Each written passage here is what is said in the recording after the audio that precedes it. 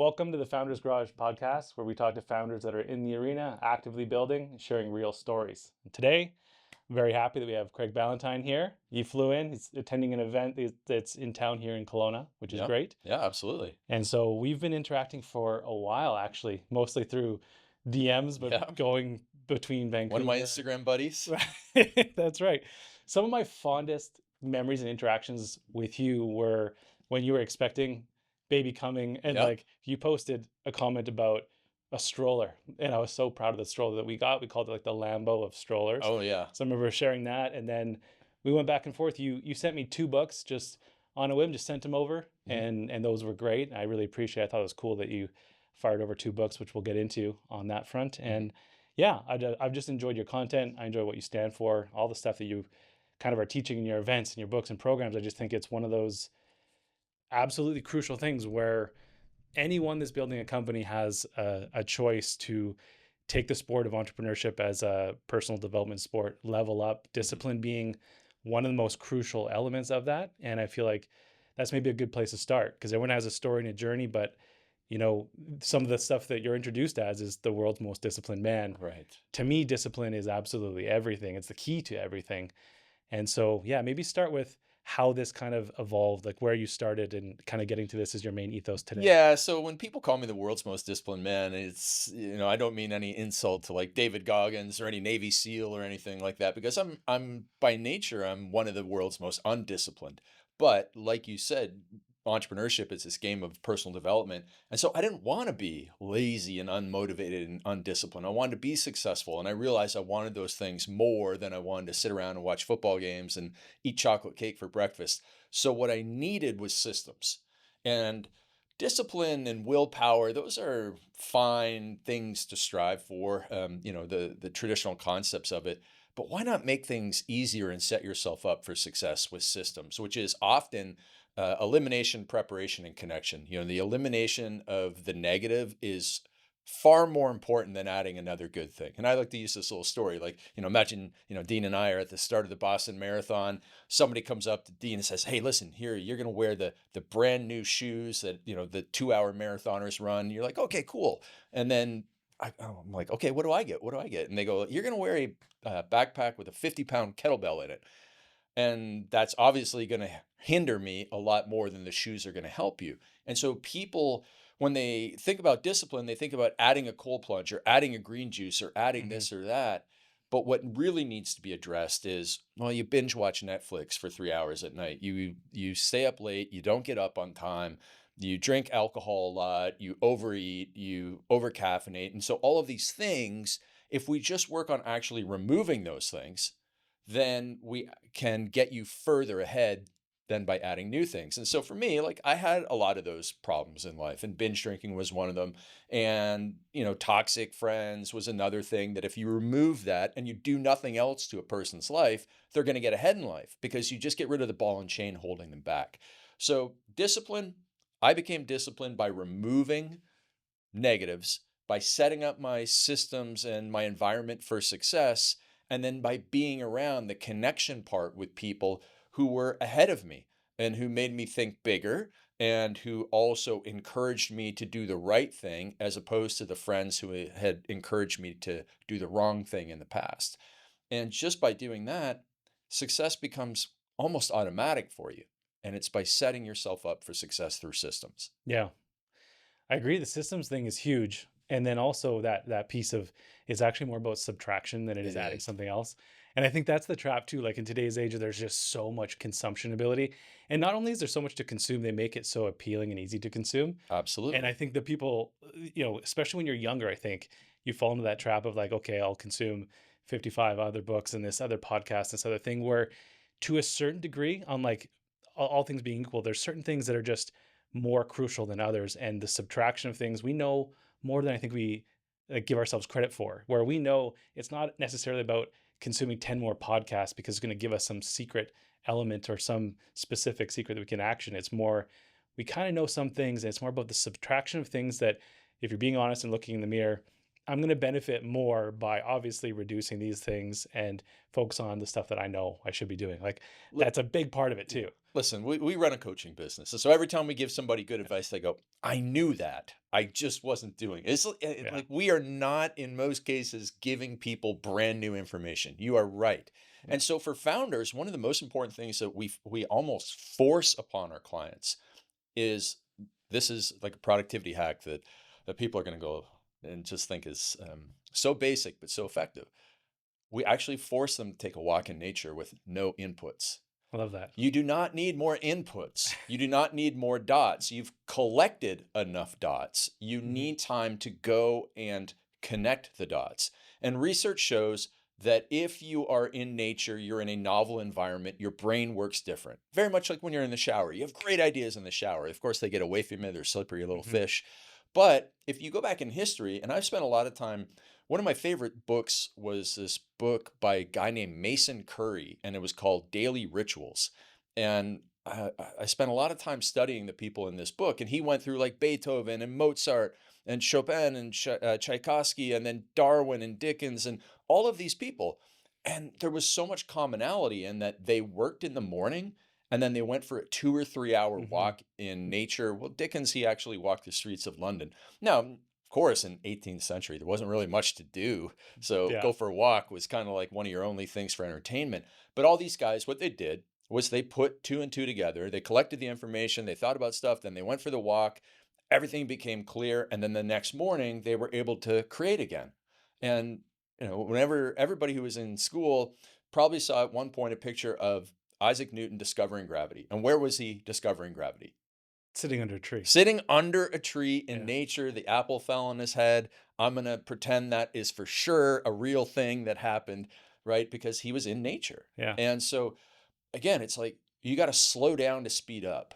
Get away from the electronics, get away from your phone, your computer, all the AI tools that are available that are Yeah. wonderful tools Yeah. that can help you in a lot of ways. But get away and let, like, your brain is super powerful. Like, give Yeah. yourself some credit and let yourself think. And my first business was in the fitness industry. I sold workout programs online and videos and all that sort of stuff. And a lot of my greatest ideas came from walking my dog in Yeah. Toronto, through various parks. And I've never been one to listen to audiobooks or, you know, Spotify or anything when I work out or when I walk the dog. It's always silence. It's always figuring things out. Mhm. And I think that is a bit of a problem with people today, that there's never not a voice going into their head. There's Yeah. there's always something. Like everybody's got their phone and AirPods in or whatever they're called at the gym Yeah. and when they're walking, and it's always new book, new podcast to consume, and there's a lot to consume. I get it, but give yourself a bit of a break from that, and you will solve your biggest problems by thinking. Yeah. I think like that right there, if we just ended it, I would say my opinion would be the most underrated thing that I've learned in my entire life in this entire journey is we always are striving and pushing so hard. There's high stakes of what we're doing and building. So that necessitates that we always need to be busy, acting, working, doing the thing. And then if we have a minute outside of that thing, we should be consuming the book, Mm. consuming the podcast, learning, leveling up, or whatever. Those inputs are what I discovered, and I would say this is more recent. I've discovered that always having inputs is almost like a negative blocker. Sure. And what I realized completely unintentionally, going back to like the walks and those things, subtraction matters. But then what I realized is the most simple ritual that I ever did was like walks is one, but taking 30 minutes in the morning, first thing, sitting with my coffee, and it would just be like I would have to wear an eye mask because I've got this, thing with my eye glands or whatever. But it forced me to sit and do nothing. Ah. And the magic was in that 30 minutes, I would want to reach for my phone 50 times. Mhm. It would be the most incredible point of dot connecting that I would ever experience.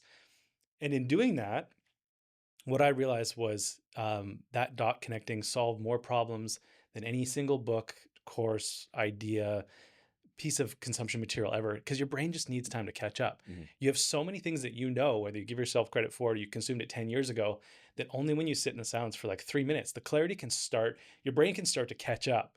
And then it starts to connect dots. And then that's where these like magical ideas come from, solutions to problems or whatever. And so what I find is it's almost like counterproductive, and I get kind of a little bit of flack for it too. But whenever I'm driving, it's If it's myself, it's silent. If I'm Yeah, walking, I've it's done a silent. I lot. don't have Yeah. AirPods anymore because I'm like, if I have a moment, I know that there's really great things that I can catch up with on just my thoughts in life or work or problems by just letting the silence do its thing. And it's underrated, but it's powerful stuff if you just let it do Yeah, its thing. it's very difficult It is, for yeah. people to sit in silence with their own thoughts, and that's why they're often, Uncomfortable. yeah, and so they're consuming information. There's two great examples, books that I've read where these, very rich guys talk about doing this. And so Keith Cunningham's The Road Less Stupid, Yes. so he talks about, he has his chair, he sits in it, he has his notepad. He tries to get 2 to 3 sessions of 2 to 3 hours per week. And then Richard Koch, who wrote 80/20 Principle and Okay. the Star Principle, and he has a koi fish pond that he sits beside 2 to 3 sessions per week of two Mhm. to three hours. And these guys, I don't know about Cunningham's net worth, but I think Koch is probably over $1 billion net worth. And the Star Principle is a great, great book for founders. One of my Mhm. coaching clients has a very large business in the fintech space, and he's a disciple of that book. He says it's the best book because if you get all the factors right in that book, that's, you got the business that everybody should bet on. There's a lot of things to get right, but if you follow that little formula that he has in the book, you're going to be on the path to success. But again, these guys are sitting there thinking, and that is just too common of a, trait and characteristic amongst Yeah. smart people to ignore. Yeah. And there's one thing I have it printed out in one of my books. I think it was Benjamin Franklin, but it's like it's from his journal entries or his like calendar of his day. Yeah. It's like wake up, sup, and dine, and then he has part at the end of like some about like recount the day. So he has a moment where he looks back on everything, and you can imagine there's no podcast, there's no TV, he's not on his phone. So I think that the advantage that we have today is a bunch of stuff in technology, and I want to hop into some AI stuff with you, but we have advantages in so many ways with technology, but I feel like there's also advantages that these other hyper productive people had in eras before us because I think human nature is what it is. They didn't have the distractions. They just had the sheer time and ability. And if there's open space, your mind is doing what it needs to do best, which is calculate, solve problems, come to conclusions. And I feel like it's almost like an epidemic of inputs. And if your life from very beginning to very end before you close your eyes is an input, what time do you ever have for organic thought or problem solving? And I feel like that's a big issue, and that's something that, well, maybe some people don't think about, but like the I, input's I, got to stop at some I, point. so it's this double-edged sword. Like, obviously you have to collect Yeah, information, yeah, and yeah. so you have to have a very strong filter, and you have to have a boundary of how much information you are going to collect. And then if you continue to collect, that's where I think people get stuck, because again, you have all these inputs, you have no outputs. And so it's, be smart enough, be wise enough to ask the right people for the right, what is necessity Hmm. inputs, get them, and then go, okay, I got to stop there. Yeah. And then now you have all the information. Like, there was a phrase about 15 years ago that one of my friends sent me, that the CEO needs to be the expert generalist. Hmm. They need to understand finance, they need to understand marketing, they need to understand sales. They don't need to read 100 books on each one of those things, but they need to be an expert generalist across those things in order to put it all together. And the guy that I mentioned, my client who has a fintech business, they're doing about 150 million bucks a year, and he spent 30 to 40 years in the credit card space, and so that's what his business is in now. And he's able to see around corners more. So you want to gather Hmm. it's like, how do you get this formula right? I don't know, but it's gather enough information that you can be ahead of the curve, gather enough information that you can become an expert generalist, but know where to draw the line. It's kind of like when back when I used to drink, you got to know where to draw the line where you've had just enough alcohol that, you're having a good time, but don't go so far where it's going to impact you the next morning. And it's the same with the information. Don't get drunk on information at the expense of you losing out on action. Yeah. And so as long as you do that, you're all right. And I think so that's another good foray into, like we talked about, like the technology, the inputs. I agree. Like you got to have the right inputs that allow you to basically empower you to do what you need to do. Mhm. But again, focusing on the outputs of what you're creating. On the topic of AI today, the thing that's crazy to me that I witness, I work in AI, I have an AI company, and I see it a lot. We've been disrupted, we've been building. So we see the evolution. I've never before in my life seen a pace of change like what's happening I in don't think AI. anybody has. Nobody has, right? So the amount of innovation and capital that goes into it creates this environment of constant disruption and constant change. And so we're in this like moment in time and era where everybody knows that this is a significant thing, is going to fundamentally change industries, jobs. There's a lot of fear around work and jobs and replacement. We're seeing a lot of it. And so one thing I think about a lot and I wanted to get your take on is AI is like a double-edged sword right now where Sure. you can definitely justify that you need to be aware of what's going on. You need to be using the tools, practicing with it, getting experience, get a deep understanding through usage. So you do have to put some time into learning not only how to use them yourself, but what's going on in your industry. But there's a flip side of that. I'm now seeing people, again, with our focus being on output and what matters the most here as an individual and as a person leading a company. I see people that are almost bragging about how much time they're putting into these tools, whether it's OpenClaw or Claude or whatever, Sure. and they're bragging about their 10, 20, 30, 50 hours in a Burn week, a through all my month, whatever. tokens. Burn, yeah, token maxing. And it's cool because the learning there is good. But again, just like anything else in life, there's a threshold of which I can look at a number of people that I've had conversations with. And like the amount of hours you're spending to put into this tool that will fundamentally be different and disrupted in 2 weeks' time Right. versus if you took a step back and said, okay, you've learned something on one specific avenue, perhaps 50, but that 50 hours you put into it when your job is the output over here, what did you really get from a net bottom line perspective on increased output, whether it's dollars or something that, whatever your measurement is? I'm finding that while it's just like the other input thing, you need to learn it, you need to get experience with these tools, but people are almost like going down the rabbit hole of chasing it and they're missing the mark. Like they're using it for using its sake. There's AI slop everywhere. And like it's not actually changing anything for you. It's not improving your bottom line, your output, your revenue. What did you make from it today? In terms of like dollars or progress forward, Yeah. it's questionable. So I feel like that's also a slippery slope where you can go down that rabbit hole, but you need to make sure that the return on time is there, Yeah. and in many cases it's not yet. So it's kind of interesting because you have I would label what you have as expert syndrome. So there, everybody knows what imposter syndrome is, Yeah, right? yeah. Like, oh, I'm not worthy, and so on. But expert syndrome is where when you're so deep into something that you think that everybody knows what you know. Mhm. And so when you said everybody knows it's here and that it's something, we work with clients in all types of industries. And so in the last 3 months, I personally, I don't coach many people, but I have coaching clients in the UK and Australia whose businesses are doing over $20 million a year. And they had zero AI in their business. Mhm. And now, listen, one was a property developer and one is solar sales, but everybody's got back end, back office stuff. But like, if I didn't force upon them to get some AI into their business and do some admin work, they still would not have AI to this day. And it's, most of the people listening to this probably do Cloud Code sessions and that, and like it is here, it's coming, and Mhm. you do need to be doing this stuff because the property development company that masters it will take over the property development company that doesn't. Yeah, But it yeah. is remarkable how many people do not do it, are not using it, Mhm. and and again, like the classic cliche, like they use ChatGPT as Google, Yeah, and yeah, that's where yeah. a lot of people are.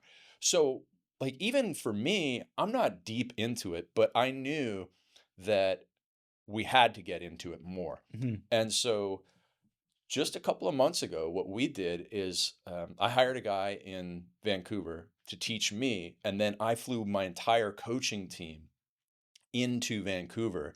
And so now we have all six of our coaches really took to it. And now they're going on, and when we have coaching calls, they're going into our clients' businesses and doing it They'll be for able to them bring that forward. because we were pounding the drum like you gotta learn some Mhm. of this stuff, and people were doing nothing because it's very intimidating. Like It is, yeah, I'm old, yeah. I'm 50, right? And like, really gotta learn this now. Mhm. And so if I'm thinking that, most other people are thinking that because I push myself pretty hard. And so I went and did it, but most people will not do it until it's forced upon them, Mhm. the average business outside of the tech space.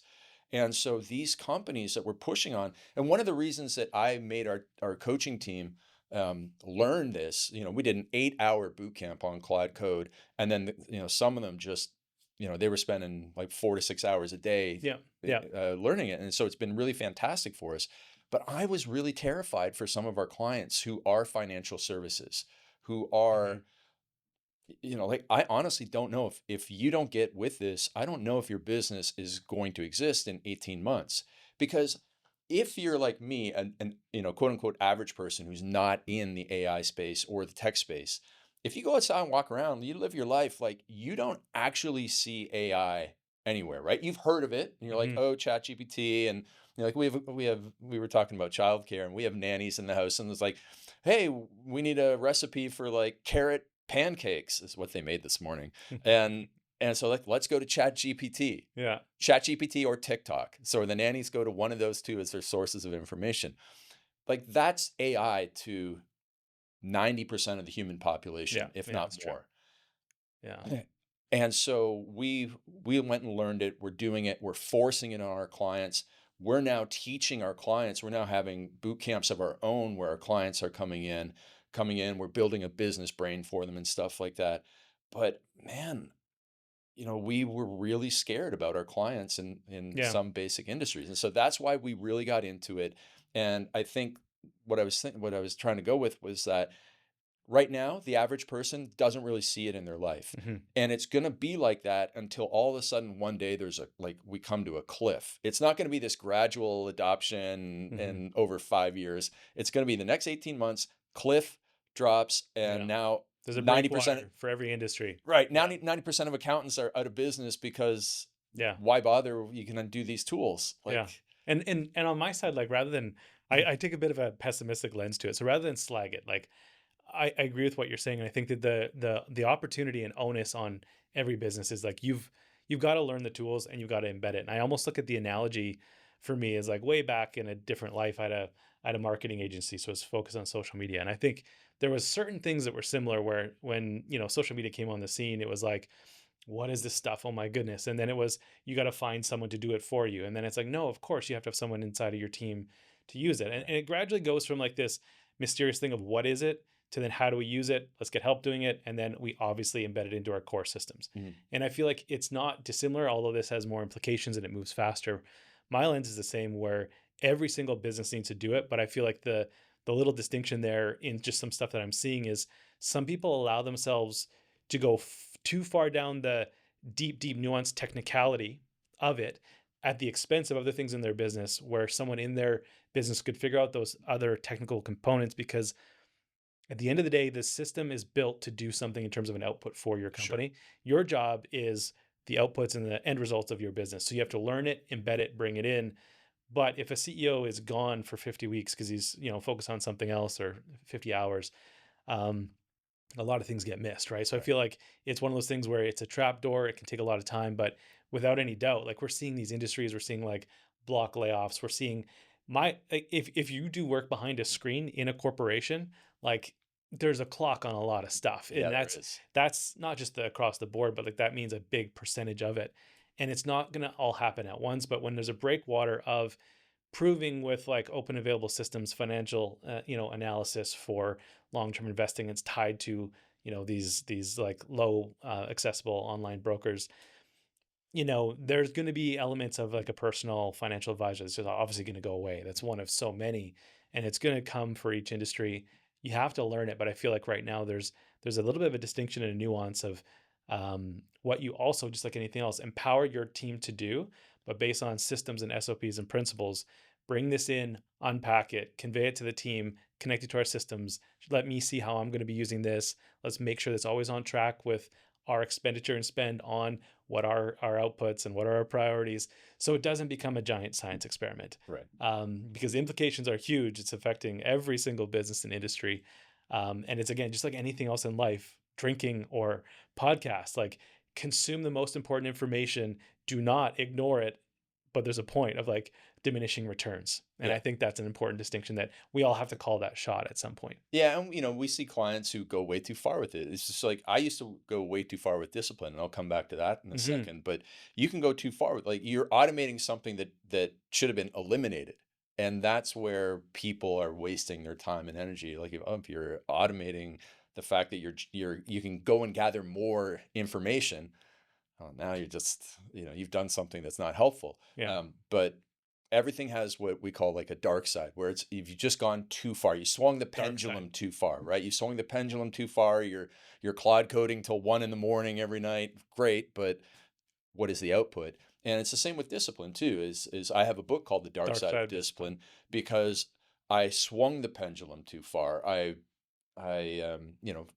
did too many workouts. I excluded too many social events from my life, and like you get almost this reinforcement. Like with the reinforcement on the Cloud Code, people are like, "Oh man, that looks so cool. You must be so smart." And so they're doing it and they're continuing to do more of it because what's the reinforcement that they get? The positive reinforcement for doing that. So therefore I do more of it even if it's not worthwhile. Hmm. And that burns a lot of energy. And I wrote that Dark Side of Discipline book. There's parallels between what I'm trying the stories I'm telling here, but my friend did a couple of these discipline challenges. He did 75 hard twice. Hmm. And he has 3 kids, or had 3 kids and a wife. And I've been in his house trying to help them figure out their calendar so he spends less time working. So now the guy who works too much and doesn't have enough time for his family is doing 75 hard, which takes like 3 hours a day. This is not going to end up well. And then he did it once, and what he got? He got claps on the back from people on the internet who he'd never meet ever in his life. Meanwhile, his family suffered. So he did it again. And after he did it again, his wife walked out on him and said, like, all you do is you do your work and you do this challenge and you don't have time for us. So, like, That's a tough one. that's the dark side There of is a dark discipline. side of discipline. So there's a dark side Everything. of everything, basically. Right. And There's too much of everything, right? You can die drinking too much water. yeah, yeah. So, So everything has a dark side. There's a dark side of discipline. I think it's a unique way that you're able to frame it to come up with what works for you. And I think it's well, you said the phrase double edged sword before, and yeah, that's what it is too. yeah, because there's always too much. Yes. Like you get too disciplined. It goes back to what we said before of inputs. Too Mhm. much inputs, too many podcasts when Yeah. you should be doing the other thing. And there, that's not too far from another, thing I wanted to ask you is like this whole thing about discipline. I think the best things in life generally come from like the hardest moments, right? There's a lot of stories about like there's no reward. Everything comes from the climb. Or in my experience, for better for worse, everything I've built and created came out of extreme pain. So I wanted to ask you about that from discipline because usually to me, when someone becomes really good at something or they create something meaningful, it's usually on the back end of an extremely painful lesson or Mhm. something they went through that was very challenging. And only if they had not had that challenge, they wouldn't be forced into, getting to, whatever perspective or whatever change they had. And for me, like there's things on discipline, but I want to get to some of the things about kids because like this Yeah. ties in as well. But for me, like one example in business was like the worst blow up I've ever had in my entire life. I then used the most dark, painful moments I had to ask myself a single question, which is, could you do this again? Could you pick yourself up and rebuild everything you had that you're concerned about losing and do it all again? And the wild part is the pain shocks you into asking yourself a super meaningful question. Then the super meaningful question gives you permission to take a bold action. In my case, I then, had permission almost to let one thing go and then commit myself with rocket fuel to rebuild the 3 things I thought I was giving up. And I did that in the form of rebuilding 3 companies over the next 3 years that, 2 of them went public. One of them I'm still in the process of selling, but it's Yeah. doing well. And that's not because that's a flashy thing. It's just to say that came from like the darkest moment that forced a change and a question that without that moment, I wouldn't have done it. And I draw that similar parallel of what I want to get into with kids is like everything that I was doing before I knew that I had a child on the way was it was for me, right? So Mhm. I want to be disciplined to work out because I want to look good Yeah. for a relationship. I want to make money because well, I was young, right? I want the things. I want the car, the Mhm. house, I want the stuff. So the goals are very much insular. And um not saying it in a like the business story was a painful situation created a powerful motive and powerful change in my life to create something new. kids on the discipline front was interesting because all those goals and things I had became like rear view mirror, back shelf, and it became everything that you're doing is for this human, and it supercharged like the motivation, the ability, and discipline because it became almost bigger than you. Mhm. And you're someone that went Yeah. from single guy Yep. to being extremely clear on an outcome that you said, I want to find my partner, Mhm. I want to have kids, and I want to do it now. So there's twofold to this story. One, I think that story is worth sharing. I would love Yeah. to hear that from you. But then also I wanted to hear from you. How did having kids and the motivation, the deep, deep unfair advantage, I think, of having kids serve you in both the motivation and discipline that kind of created the Craig of today? Yeah, sure. So let's go with how I met my kid's mother. Yeah. So so I was 44 and single, and I didn't want to be 44 and single. And so what we do in our business is we help people build these 90-day plans. And I thought, well, I can build this 9-day plan for meeting my wife. So we start with like an outcome goal at the top. So you might be, in 90 days I want to make $1 million. In my case, it was I want to have 12 dates in the next 90 days. Could have been 12 dates with one girl or one date with 12 girls. Didn't matter as long as it was 12 dates. That was my outcome goal. Now you don't fully control that. But what you do control are the 3 action steps that will get you close as possible to them. So the first one I realized based on all my reflection on my past relationships was generally the best relationship was an introduction through circle of friends. Hmm. So I just made a list of the 3 women that I knew who had the greatest circle of friends. And then there was a couple other things like, get out to more social events and work on myself, like as the other 2 action steps. But the most important thing was ask a friend. And so, of course, after I made this plan, I didn't do anything with it. And then a friend of mine 5 days later, who I had shared the plan with, and that's the key of getting accountability from somebody, right? Externalizing. Yeah. Yeah. So I shared this plan, and then he said, "Hey, how's it going on that plan of, have you asked your friends for the introductions?" I'm like, "No, I haven't." So I asked this one girl, a woman named Vanessa in Toronto, who runs the Toronto ladies business community. So she knew a lot of women who were, smart and interesting. And so she sent me 5 Instagram profiles, and I went, nope, nope, nope, nope, nope. And I'm like, oh man, now I'm the most ungrateful guy in the world. So like, here's what any normal guy would do. I went through who she followed on Instagram, pulled up these tiny circles, this big, right? And I scrolled through them. I scrolled to like the 30th one, and I went and chose my future wife from tiny circles on Instagram. And Wow. and I said, Vanessa, can you introduce me to this woman? And she said, well, she doesn't live here anymore in Toronto. She lives in Vancouver. And I'm like, I don't care. Make the introduction. So she made the introduction the day of my second hair transplant. So I have 2 hair transplants, and they're working out mighty fine. But when you get a hair transplant, it looks like Mike Tyson punched you in the face for 12 rounds. Your face is like really swollen. And so I made a Botox joke on my Instagram, and my wife, future wife, likes Botox. So she laughed at my joke, and we hit it off. And within 35 days, we had our first date out in Vancouver. Mhm. And then that was late 2019, then 2020. After some more dating, I moved to Vancouver. So right before COVID started, I moved to Vancouver. So that's how I met my wife, through using the same principles that any founder can use, which is set the outcome goal, tell somebody, set the action steps that you control, and just take the messy action Yeah. as much as you And you can. put systems behind I finding the did. relationship. I did. So when people say you can't manufacture love or you can't put a timeline on it, Yeah. I'm a real life 90-day fiance, which is apparently like a Netflix show, right? But I'm a Yeah. 35-day. It Yeah. took me only 35 days, but the key was, um, I have this quote that I live by. Everything in life is easier when you know more good people.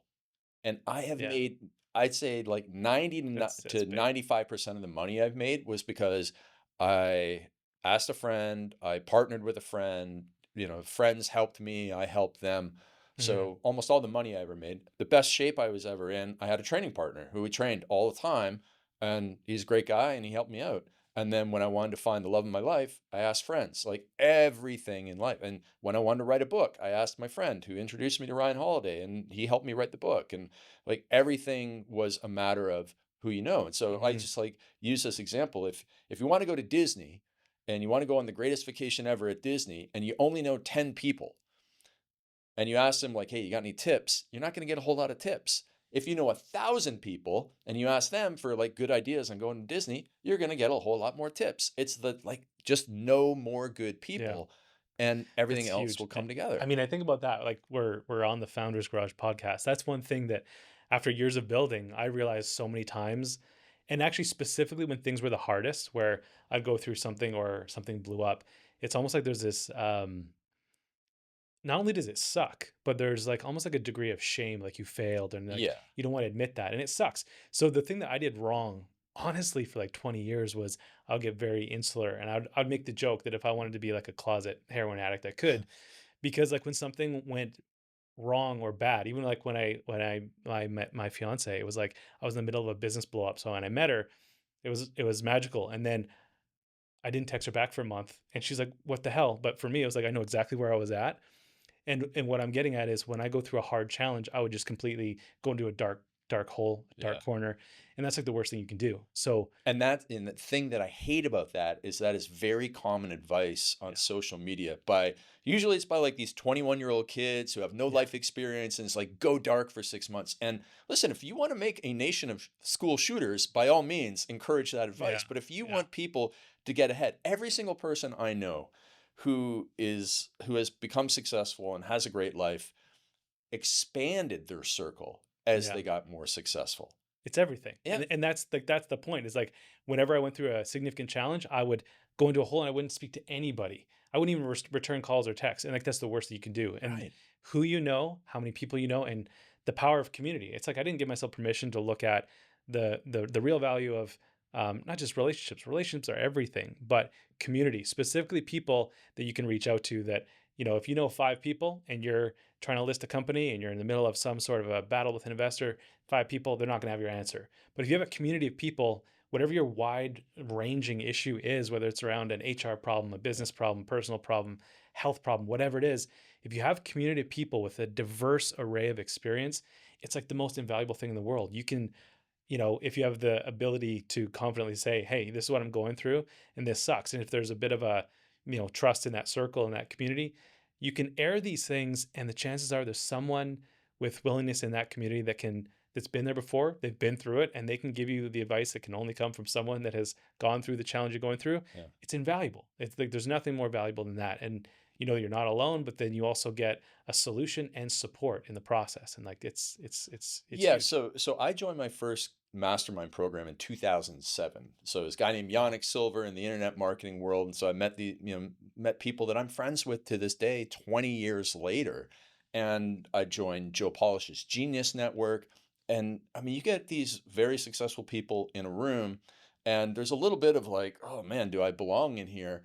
But then they'll just the greatest thing is when somebody who lets down their guard in front of that Mhm. group and shares something, and then someone else is like, "Yeah, man, me too. Like, I've been Yeah. drinking on my own too." And then you're like, "Oh, I'm not alone." And Yeah. that's what most entrepreneurs live on, what we call lonely entrepreneur island, right? Like you might go to an event, whether you're going to Tony Robbins or whether you're going to Mastermind, you're like all buzzed up and you go home, and then all of a sudden it's like your brother-in-law wants to go golfing because his corporate job allows him to do that. And he's like, "Why are you working so hard? Oh, you're working again on a Saturday morning, or you're doing this." And then your old friends just want to go out and, go to a baseball game and get drunk, and they don't have anything else to do until Monday morning. And doesn't matter how much willpower and discipline you have, they would just drag you down. Yeah. And they aren't out there like trying to sabotage you knowingly in most cases, Yeah. but they just don't understand you. Like my family, all truck drivers, like all my uncles were all truck drivers. Like imagine trying to tell them like, "Yeah, I sell things on the internet and I'm doing some copywriting and head," like they're just gonna look at me like I'm crazy. Yeah. And Yeah. they did for a long time because nobody understood. My father, when he was alive, had no idea what I did for a living. He Yeah. just saw me sit in front of this computer. And so he It's not wasn't, like they don't want the best for you, but they haven't been there. They don't know. And no, that's why they it have goes no back to idea. the quality and like the curated nature and context of that group. It requires so much trust. And I think there's only so many groups that we can like pour into and be a part of, Yeah. while also knowing that what I share here, not only is it's a safe place to do that, but like the context won't be missed. And I struggle with that too. Like when you mentioned the family, similar. No one in your buddies from high school, your friend circle, and even like your family, it's more often than not, they can't directly relate to what you're doing if they even understand what you're doing. Yeah. So they're not going to be able to support in the same way. And I feel like that's something that, is it's more obvious, but it's not like they want ill for you, but like they're also going to try to keep you to a safe space. And that safe space from their perspective could be the antithesis of what you actually need. And it's with the context of the room and the person's experience that you're, choosing to be able to surround yourself around and share that stuff with. I mean, it makes all the difference in the world. Right, because as a founder, as an entrepreneur, who can you complain to? And everybody needs to Yeah. like Yeah. complain and vent. You can't to your employees because you're Mr. and Mrs. Moneybags, right? Hmm. But you have all this pressure, and I think that there's so much value for you to be in the room of a group of entrepreneurs where everybody knows what it's like to have to basically feed not just yourself and your own family, but everybody else's family. Like you're Hmm. responsible for them. You have to pay them, and that pressure is a lot. And if you are just living on Lonely Entrepreneur Island with no outlet, you have no one you can tell these things to. You have Yeah. no one you can say, "Oh, this person's fighting with this person." Or and the other flip side is like you have nobody you can tell like, "Yeah, we just closed $1 million deal." Yeah. Because people are going to either A, want a piece of it Yeah. that they don't deserve, or B, now they're just going to start talking smack about you, and it's so hard. So Yeah. you go through life with everything bottled up in your head, and that's when you can get into a lot of trouble. Because that's what That's where the happened. vices sink in. Well, that's the vices thinking Yeah. sink in, or panic and anxiety attacks, and that's what I Anxiety. had when I was 30 years old. Yeah. Yeah, because I was stupid binge drinker. It was all self-induced, but it was because I kept a lot of my thoughts Hmm. and problems and even my joys inside of me because I had no one to tell them to really. Yeah. And, and it's like whenever you like smush something down really far, it just blows up. The harder you smush it down, the more it blows up in your face. And so you need to be in these rooms, whether it's YPO, EO, other mastermind groups, founders groups. You need to be able to share something to somebody who goes, "Oh, yeah, I understand that. Yeah. Like, I've been there and done that. I'm going through the same right now." Or, there's somebody else in this room you need to talk to. Uh, It's crucial. Like yeah, there's someone that's probably, I would hope, like the whole purpose of any of this content, honestly, is, as hard as it is for me to get like used to doing it, is the only hope is it reaches one person that it resonates with, and then hopefully right. some more. But like that story is that I can relate to is you called it like Entrepreneur Island. It's the Yeah, loneliest place in the world because like the quick story or analogy I can think of is your job is to save face. You're the person that's leading the business. You can't show weakness. These are your employees. They're also stressed out, working right. hard. They can't see you break. They can't see you question things. So while you need to be strong, you're also holding the information that nobody else knows. So maybe there's something existentially wrong. It's usually financial, it's a core customer or something in your business. You also know that the hardest part in business is the people. So there's some stuff going on with your core team, the people that leave, you're hooped. And then it's the other moments where you're up at 2 in the morning. Like I remember one thing back in 2014 to make payroll, like again, save face, everything is good because you have to be the leader and you have to charge on and do everything you Right. You can. want everybody to show up to work next week. You need them to know that, like, because if they sense that, like, oh shit, we're going under, they're gonna leave, and as they Right. should. And I remember vividly, I had to sell this Harley Davidson that I love so much because I had to make payroll because gigs up, I'm not paying myself, Right. but I can't. It shows over if I can't pay these people. So in the hardest circumstances that make that possible, it's those moments that will resonate with other people where you question your entire existence, who you are, your capabilities, what you're doing. Then you sell when you're a single dude a Harley Davidson, which is the love of your life, what you Right. earn to have to make payroll, which is like air in the wind, Right. while maintaining a hard face, so that you can keep things alive to fight another day. And it's those stories, and it's in that moment where if you have the right room, the right group of people, and say like, straight up guys, like I'm not going to make payroll. I haven't been paying myself for 3 months. My CTO is going to leave. My head of product's going to leave. He's going to take our customers over here. The key accounts are going to go. We're down to 50 grand in our bank account. This business isn't going to happen. This financing is not going to go through. And then you can usually narrow down those existential threats into the fewest, most significant threatening items. And people have to sell their Harley, or people have to go on their credit card to make their payroll. It hits them right in the guts. They know Yeah. what that feels like. And that's all to say you're a better person on the other side if you can just make it through. There are challenging moments in business. That's what it's all about. Yeah. But having a group in a room where it's just don't be the only person on the island. Like Right. I think I would have gone through all those challenging situations if I just had a group and I opened it up in the right context to a few people. I kept it all buried and like I took the brunt of it. Like it took its toll on me. Yeah, and the hopefully the toll has been paid and doesn't show up later on, because that type of stress is Yeah. something you need to have this outlet for it. And it's also being able to get counsel and wisdom on you know the interactions that your team members are having.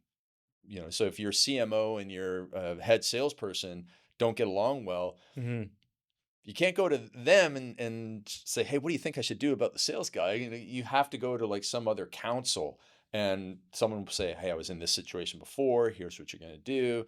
That type of stuff, Yeah. because it's great wisdom when for example, we had Cameron Harold speak at our mastermind group, and his wisdom of running companies as the second in command, just it was a perfect message at the right time, because so many entrepreneurs, what they are missing is a second in command. And Mhm. you can call it visionary and integrator or whatever you want to call it, but having somebody that can execute on a lot of your great ideas and that you can count on is really one of the Yeah. most important hires That that you can gap put in from like places. strategy and implementation or Yeah. execution is huge. Yeah. But But you're not going to get that. You're yeah. not going to get that insight from the team, because they don't have any clue, No, no, unfortunately. no, it's true. Why don't we do a little bit of rapid fire? Sure. I'm just gonna think things off the top of my head.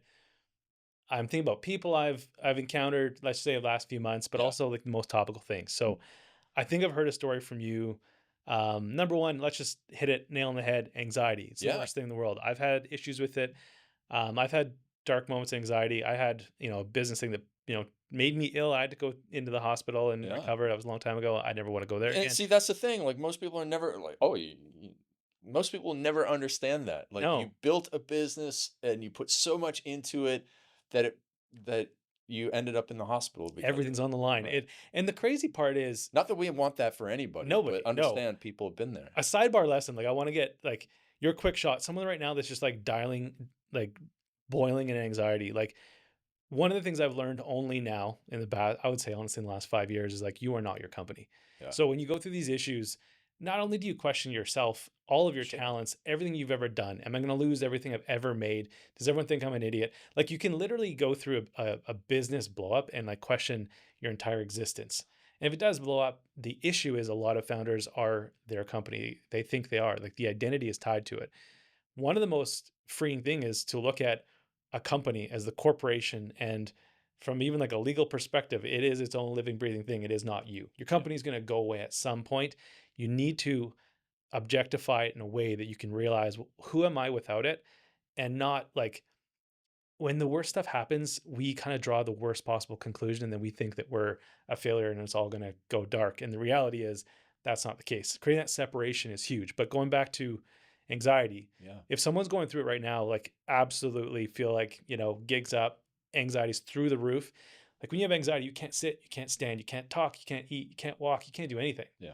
What's your best, someone comes to you and says, I'm at my limit. Like, what's your best advice on anxiety? Well, so what people need to do is they need to get everything out of their head, because that's the problem. Is right now they're trying to run, like they have 1,000 tabs open in their Hmm. brain, and you've seen what happens on your computer when you have 1,000 Yeah. tabs open Yeah. and it shuts down. So you have to get the stuff out of your head. You really should go to see a doctor, just make sure everything's okay. That's one of the most that was very helpful for me when I had the anxiety attacks. I went to the emergency room twice, so like I was deep into the Mm. to the anxiety attacks.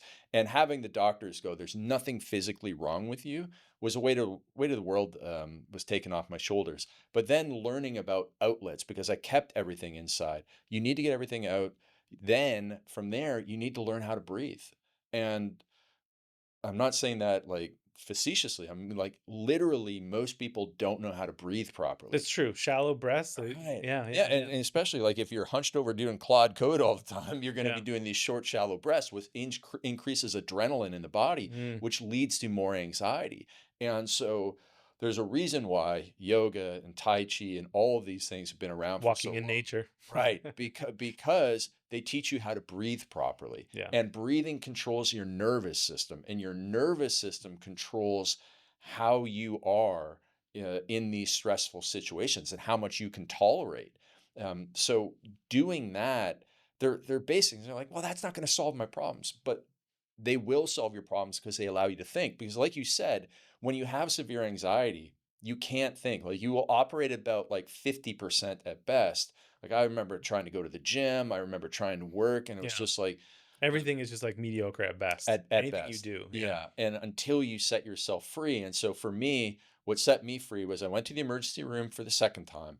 They gave me a chest heart rate monitor for 24 hours. They gave me a chest x-ray. I took the heart rate monitor back and they said, "Hey, we're going to call you in 24 hours if there's anything." And I just like watched the clock for Oh, 24 hours. that's the worst And 24 and ever. and then when the Yeah. 24 hours clicked through, I was like, "Oh." And then I bought this book called Panic Away, and like it was Mm, an ebook in like 2006, and the second chapter had 5 words. There is nothing wrong with you. I mean, there's 6 words, right? There's nothing wrong with you. mhm, And as soon as I read that, I was like freed. And then just having those things, the outlets, the breathing, knowing there's nothing physically wrong with me. And then I started getting into stoicism. mhm, And, some of the biggest lessons were, to me, were control what you can, cope with what you can't control, and concentrate on what counts. And so, control what you can helped me get into that morning routine where I realized time of day that you control is the morning. You control what time you get up, you control what you put in your mind, you control what you put in your mouth, you control how you operate. There's usually like this space between when you get up and when you need to start interacting with the world. And if you can do some really important stuff at that time, when you tend to have the greatest natural willpower, discipline, and intention, you can really move ahead. And like you can get 2 work days done in a regular workday if you really yeah, maximize your morning routine. And then you cope with what you can't control. So back when if anybody still has a boss, you can't control your boss, you can't control the weather, you can't control the traffic, you can't control the stock market, you can't control crypto, you can't control what's happening. You can only control your thoughts, words, and your deeds. And so when you accept that, it allows you to move ahead. And so if I have a client right now who's been waiting on a line of credit for like 3 months, and every week it's like, yeah, it'll be settled by Friday, and then the mhm. bank comes with another Oh thing, and, boy. and another thing, and like he's very faith based, so we're drawing on some scripture and stuff to help him through it. But I mean that can drive you mental It's a if tough one. if you don't have the right perspective around it because you have no control over it, Yeah. right? And there's one speaking of like the stoicism side of it, I think trying to think of who I think it was Tim Ferriss. And it's related to anxiety, but what he was basically saying is if you're in those toughest moments where so anxiety is rooted in fear, there's some fear Sure. of some very significant things, correct or otherwise. And his experiment was something around like you have to run experiments in your mind of hypothetical scenarios of like, okay, I have anxiety because of fear of this happening.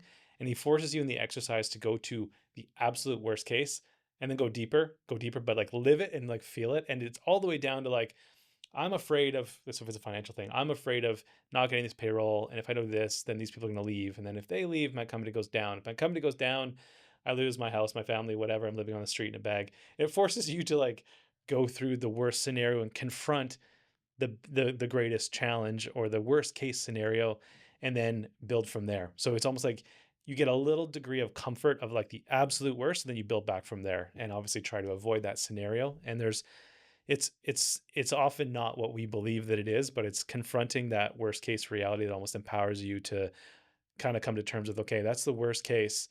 Here's the varying degrees of what can take place, and then here's what I need to do to diminish the chances of that happening to the best of my ability. Yeah, and so just on that topic is one of the for the founders is one of the things that we've found in working with lots of entrepreneurs over the years is what almost predicts the success of somebody and whether or not they're really going to be able to get unstuck is the degree to which they create stories in their head. Yeah, yeah, Because yeah, if you know somebody who creates a lot of stories in their head, you know how much energy they put into it, and you have a finite amount of energy. And so if you're what we call them panic button pushers, right? Like, oh, one of my employees quit today, like it's the end of the world. Like that happens all the time. You better get used to it. This is going to happen, or we got a refund, or there's something technical wrong. Like, if people are always pushing the panic button at that level, they're just really not going to make it. Hmm. And it's probably not going to, entrepreneurship is not for you. You have to build up your tolerance, that emotional resilience Yeah. to the worst case scenarios, because whatever you think the worst case is today, you're going to get a much greater worst case in the future. And you have to be able to not go into storytelling, because Hmm. storytelling is just totally wasted energy. Like, oh, this might happen. Well, it's okay in that exercise that you talked about. Yeah. But when people are constantly doing it and they're building up anxiety and they're putting themselves through the ringer and the emotional the like, being an entrepreneur is already an emotional roller coaster. Hmm. It'll do it to you in reality. But for you to then go and make up stories and you're going up and down and up and down, that's just going to wear you out to the point where you won't have the energy to actually solve the real problems. And it's Yeah. kind of like you're now putting more inputs into your head and you can't make the output. So you got all the inputs of the podcast and stuff, Yeah. plus your own crazy storytelling. That's not going to end up in a And good it's spot. huge. I would say, and it's one of those scenarios where everything is like clear in retrospect, obviously. Sure. I would say one of the single most like valuable things I've ever learned over since day one of starting a company was if I could just go back and do one thing differently, it would be whenever there was something that I was afraid of, or it was challenging or dangerous or fearful. So if it was financial related or an investor or a team member, the one biggest single changing factor that I can think of is confront it with violence quickly. So if you're afraid of something and you're sitting in anxiety because of fear, um, oftentimes we try to solution it and we're sitting around thinking, what can I do? And I'm going to try to do this so that this doesn't happen. I look at that differently now, where if there's something that I have a lot of, if I'm feeling it, like there's a lot of anxiety and fear, like it's heavy and I hate that feeling, the best advice, and maybe this is just like for what I've learned that works for me, it's like confront it with violence. If there's something that's stressful, run at that. Yeah. If there's someone I feel like there's an uncomfortable conversation, like dial them right now in the truck on the way somewhere else. I'm not going to Absolutely. wait. I'm not going to put it off. Action beats anxiety. Act. So that's the main point. And Yeah. and I saw you say something about that previously, and I That's in think my Unstoppable book, because I learned that. I yeah. learned that, there's two things to that. One, when I had my worst anxiety, I was never like gonna jump off a bridge or anything, Mhm. but I was like, I'm just gonna make this as bad as I possibly could, and like try and make my anxiety worse. And then when I tried to make my anxiety worse, like, it relieved it. It was super weird. So it's like I was trying to like somehow make my mind even worse.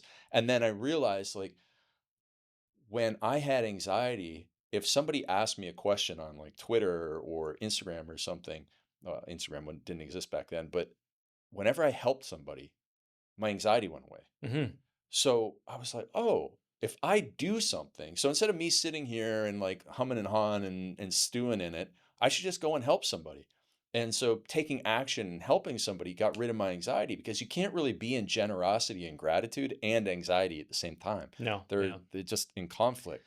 So take action and address the problem, because most people's problems in life are just one difficult conversation away from being ended. And And that's what it is. the sooner that you run at that challenging thing, it's almost like the bigger and the scarier the thing is, the quicker you run at it and confront it, two things happen. One, you address the blow up immediately and get past it. Or two, you immediately realize it's not what you thought, and there's a solution that you gain only from confronting it. Right. The worst thing you can do is sit in it, avoid it, and try to Tell yourself a solution it, story around it. because then this thing starts going on in your head of like you can build a picture very very quickly when there's something that's a challenge. You can immediately, the fear just comes in and you can think of 40 different things that can go wrong and will go wrong and what will happen if this thing happens, where it's like you got to shut it up. And then that's why I say just confront it with violence. Run straight at it, pick up the phone. If it's a person, get at it, do it immediately. Because if it's bad, you confront it and you get through it and you're on And it's the never other as side bad of as it. you think. And that's the other thing. It's never as bad as your brain is telling you that it is. Right. It's all about the The stuff. worst thing you could do is sit in the anxiety. Yeah. Don't stew in it. Don't listen to the story that's your brain is, circulating. Just confront it. Yeah. On a happier, better note, Yeah. let's go to the best thing. It's completely unrelated to business, but supercharges you in business, in my opinion. You went from meeting your wife Yeah.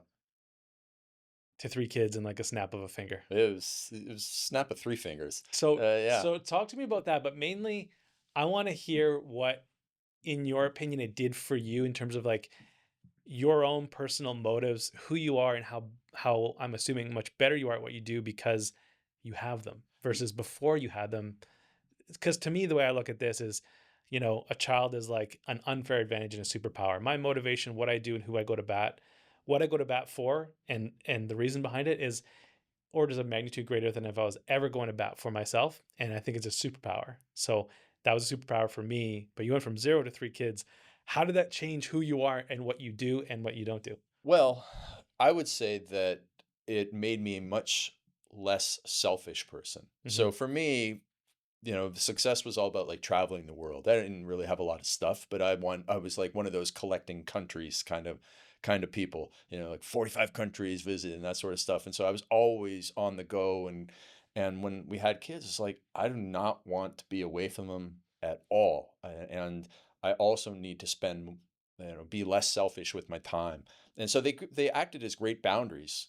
So before I Yeah. met my wife, I'd work till like 8 o'clock at night, and then when I met my wife, I dialed it back to 6. And then when the Yeah. kids came around, it was 4 o'clock, 3 o'clock. Some days Yeah. 2 o'clock. And so You because you learn to say no. Like kids yeah, teach you the value. right, because you Like, can fill your what days are you with a going to million trade the time things. for, right? And Yeah. that's that. So kids are like it helps you figure out the no's. Yeah, like most entrepreneurs get better when they have a kid Yeah. because the boundaries get set, and therefore you cut the fluff, Yeah. and that's That's what I key. mean. It's that dramatic force reduction with the right motive behind it that I think it allows you to say, before you can work till 8 p.m. Yeah, You can do whatever you want you to do. fill the void with junk, But though. when you know that there's the other side of it and kids are the motivator, you're like, I don't want to work past 2 or 3 either. So like what you do in those hours is just so much better. Your output is dramatically increased and you just know that you're not going to play till 8. So like, it just forces you to be better. You're Yeah, more so efficient so it made me more unselfish, and it also made me be able to tolerate more pain. Yeah. Yeah, in many ways, Because the from why behind it. yeah, Yeah. because like not letting them down. And Yeah. so, a few years ago there was like, there's one of those situations in the business where it's like everybody's getting paid and I'm like doing the calculations of like how long can I bleed out this, before this business. I can probably bleed another 6 months of at this cash rate. And but I was like, oh, I'm not gonna let this not gonna happen because I'm not gonna let those kids down. And you know, I probably would have been able to tolerate the stuff when I was single too, but it made it Hmm. a lot easier It's that because moment when you're weighing it, yeah. that the invisible cape comes on. You're like, I'm not going to let that Yeah, I happen. mean, And then there's so no what it, choice. and then that force, so that internal conversation you have of I'm not going to let them, like it's not an option. You're not going Yeah. to let them down. So like what is that magic in the middle that happens where it's like the greater the why and then whatever you need to do, it's like you're going to produce and do incredible things because I think there's clearer thinking, yeah. because you are put in this situation where it's like I'm not going to lose this, but I'm also not going to sacrifice them. So holy cow, I really need to figure out how do I make this work so that the business survives and thrives, but my wife and kids still get the best of me. And therefore you're able to like, oh, now that's the filter through which I make the decisions. So okay, I got to say no to this is the number one priority. And I just all of a sudden have more discipline, I guess, to like Hmm. just focus on this thing. And so that's what I did. And a lot of it was retooling our sales team and retooling our follow-ups and our ads, and Do all of a you sudden it came around. do you think you can build a healthier body, a bigger business, and a happier family at the same time? Yeah, definitely. Because you can do some of those things simultaneously. And a lot of this depends on who you chose to marry. Oh my goodness. Um, and this is tough because if I would have got married younger to, some of the people, I'm sure I would have got divorced. And I've chosen, now I've found this woman is gonna support me through anything. We are best friends. Like it's easy for me to say, but to somebody who got married to somebody 15 years ago when they had no thoughts of being a founder of something, and all of a sudden, like now, their personal development is going in one direction and the personal development of the other person is going in the other direction. Mhm. I see that from time to time, and it's sad and it's tough, and it's like that's going to take a lot more work to, make that marriage work Hmm. still. But absolutely, you can. I know lots of people who are fit and healthy, who have great marriages, who have built bigger businesses than me. And so, yeah, but you need to integrate all of those things. They can't be separate silos. Yeah. So my wife and I were going to do a high rocks competition. And if anybody knows what high rocks is, it's ridiculous, but I want to it's throw up running just and thinking about exercises, and it. my wife did the one in Vancouver, and Oh then wow. she wanted to do the one in New York, but like they sold out one weekend, and they sold out another weekend, and then they added these Wednesday events. And she was, we were driving home we took our daughter to jujitsu, and we were driving home, and she's like, "Hey, I'm in the waiting list, and make sure when it comes available, you sign me up." And then I was like, "It's not working." And so she pulled over the car, and it's because it was sold out. And then the only thing that was left was doubles, mixed doubles. And I was like, "I don't really want to do this, but I'll do it because you want to do it." And so, we're training together and stuff like that. So Mhm. our marriage gets stronger and we get in better shape. And then I'm fortunate enough that I don't live on Lonely Entrepreneur Island because I can talk to her about anything in my Yeah, business, and it's huge. she gives me wise counsel. So you can do it. A lot of it depends on who you're married to. It's the hugest thing. It is, and I always have said that I'm very blessed and grateful in that front too. And I've always said it's so much easier for me to go to war and face anything, knowing that like I come home to just pure support and Yeah, just like this enclave that I'm blessed to have and cultivate. But yeah.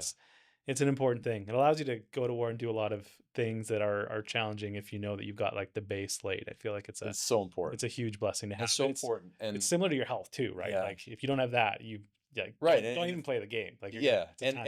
and your health is going to be dependent on who you're married to as well, and so you need to. All of this is going to come down to people listening to this like, "Oh man, we're not on the same page." You got to have those hard And conversations that's the because hardest. you Yeah. get that foundation. Once you have that foundation, you can stack a lot up on top of it. But if the foundation is weak, Hmm. then I mean, you might be able to put one thing on top of it, but not all of them. Yeah. So I wanted to reiterate those books because I think those books are super helpful. So you sent me Perfect Day Formula. Perfect Day Formula was the first book I wrote. Yeah. And now there's Dark Side of Discipline That's the last book, the fourth book I and wrote. the one in the middle. What's that called? So there's two. So Unstoppable is about how to overcome anxiety That's and, right. and Okay. dominate in business. And then there's Perfect Week Formula, which is if I was going to send any founder to any of those four books, I would actually send them to Perfect Week Formula. That's the third book I wrote. But after writing Perfect Day Formula and getting a million questions, I realized there was a lot of stuff that I should have had in that book. And the Perfect Week Formula is the ultimate plan for building your week to be the most productive. It includes how to build your day, and your morning routine, and how to automate, delegate, and eliminate a lot of this stuff so that you free up your time. That's the book to start with. Yeah. Yeah. I love that. And where can people go when they need to find you? They want to follow along. Yeah. You have books. I recommend those books, obviously, so they can find you, find those books.